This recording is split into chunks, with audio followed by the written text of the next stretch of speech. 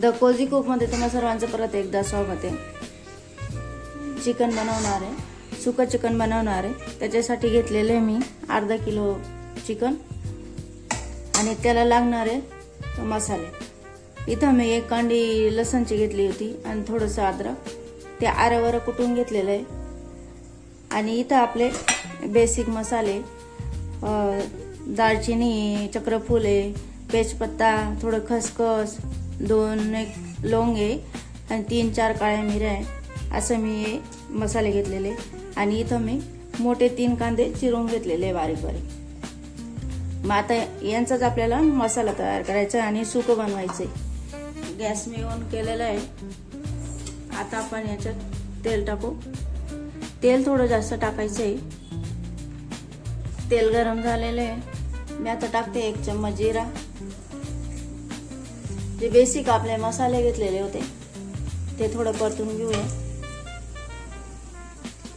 ते परतले का मग आपण याच्यामध्ये जे कांदे चिरलेले होते ते कांदे टाकायचे.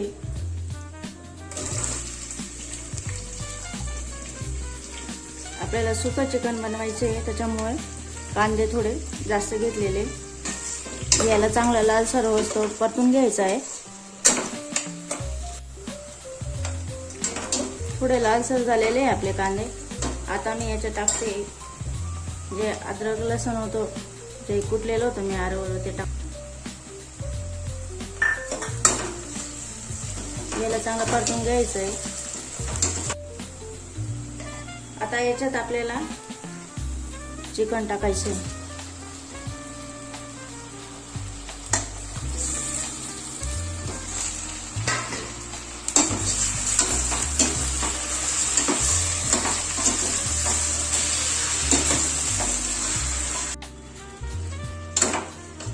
खाली वरती चांगलं चाळून घ्यायचंय. आणि आता स्वादानुसार नमक टाकणार आहे आपण.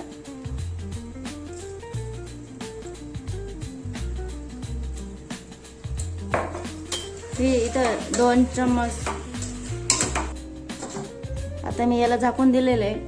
याला बघत राहायचं आणि चाळत राहायचं, म्हणजे खाली चिपकून नाही जायला पाहिजे, लटकायला नाही पाहिजे. अर्धा चम्मच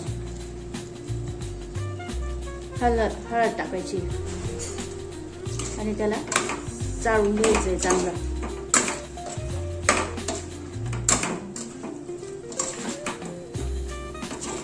आणि परत त्याला झाकून द्यायचंय.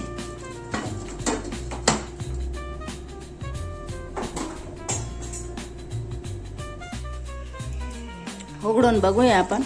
किती पाणी सुटलेलं आहे. अजून झालं नसेल वाटतं, पण एकदा चाळून घेऊया. मग आपण याच्यात मसाले ऍड करू. आता आपण याच्यात मसाले ऍड करून घेऊ.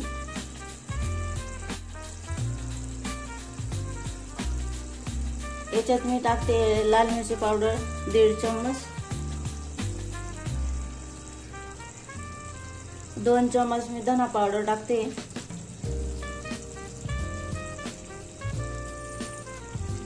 आणि गरम मसाला मी 1 चम्मच टाकते. आणि हळदी थोडी टाकते. याला आपण आता चांगलं चाळून घेऊया, कारण मसाला ऍड केलेले आहे ना.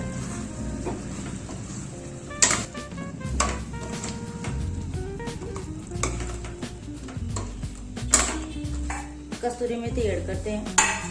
तिला क्रश करून घ्यायची.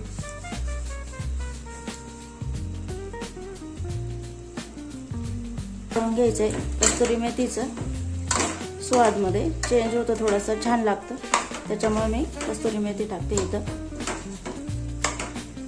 अजून फक्त 10 मिनिटं ठेवू. त्याच्यानंतर आपलं चिकन रेडी होऊन जाईल. आता मी याच्यावर प्लेट ठेवते आणि प्लेटवर मी थोडं पाणी टाकते, ताकी खाली म्हणजे लटकायला नको चिकन. होऊया कसं झालेलं आहे.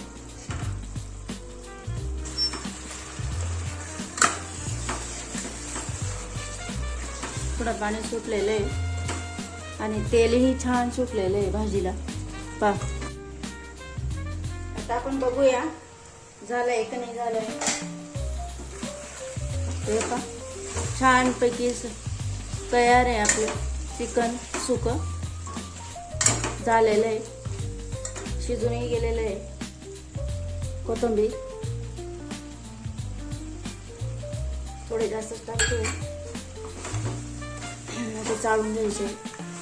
झालंय आपलं सुकं चिकन बनवून रेडी आहे. आणि जिरा राईस आहे ते तुम्ही खाऊ शकता.